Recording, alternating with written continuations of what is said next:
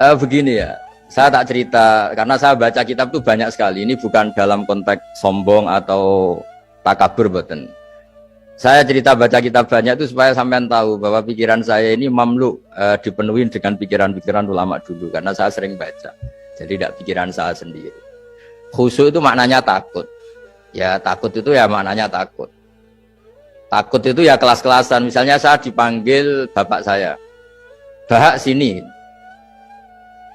Sekedar datang ke tempat itu meskipun nggak niat nurut. Saya ulang lagi, sekedar datang ke tempat beliau manggil saya meskipun nggak niat nurut, itu sudah satu poin tertentu. Karena dipanggil terus menghadap itu sudah bagus. Meskipun di hati saya nanti saya bilang nggak mau, saya mau main. Tapi itu sudah poin tersendiri. Karena bandingannya akbala dalam bahasa Arab itu adbaro. Adbaro itu dari kata dubur. Dubur itu membelakangi. Daripada misalnya dipanggil bahak sini, malah lari menjauh. Membelakangi. Kalau dalam bahasa Arab adbaro, adbaro itu menjadikan duburnya di belakangnya. Makanya bandingannya akbala itu menghadap dengan muka. Kalau adbaro orang dibelakangi pakai duburnya. Makanya dalam bahasa Arab disebut adbaro. Nah, sehingga terburuk dari seorang hamba itu adbaro, dipanggil ndak moro, dipanggil ndak menuju yang dipanggil, malah menjauh. Nah, menjauh ini dalam bahasa Arab itu kadang dibahasakan tawalla. Tawalla itu mengo itu menghindari, atau adbaro membelakang. Jadi kalau Anda sholat kok masih sering salah, dan saya yakin semua orang juga gitu, kalau nggak nabi, nggak wali itu ada ya kesalahan-kesalahan yang tidak fatal-fatal banget karena ada kebaikan yang Anda lakukan, yaitu ketika Anda dipanggil, Anda istijabah, Anda mengiyakan dengan menghadap. Ya, itu sudah bagus. Nah, setelah menghadap ternyata disuruh apa itu tidak nurut. Disuruh apa gak nurut itu satu kesalahan yang tidak mengganggu poin pertama tadi, Anda menghadap. Sehingga banyak cerita di hadis-hadis ada sahabat yang zaman itu tidak soleh-soleh banget.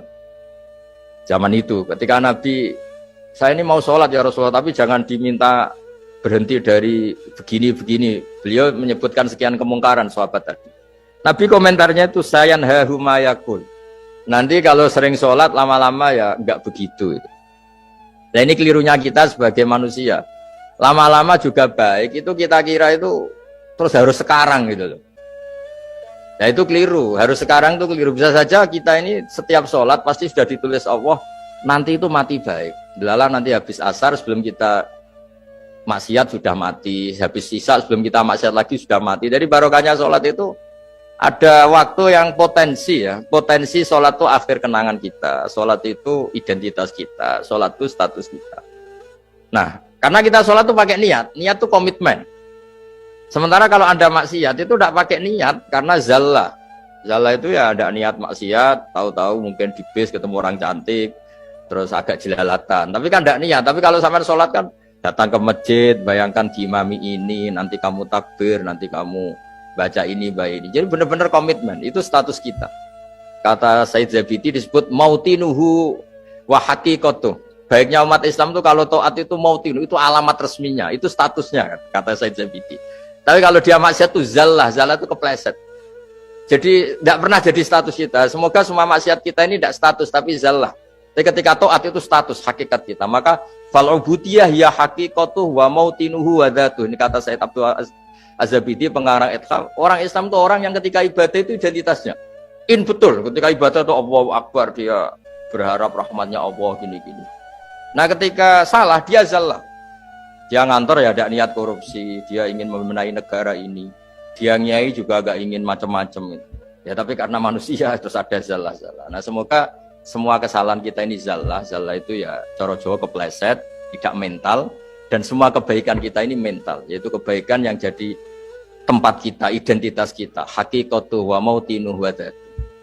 Tapi jangan pernah berpikir kalau apa artinya sholat kalau kita masih melakukan kemungkaran, itu salah besar.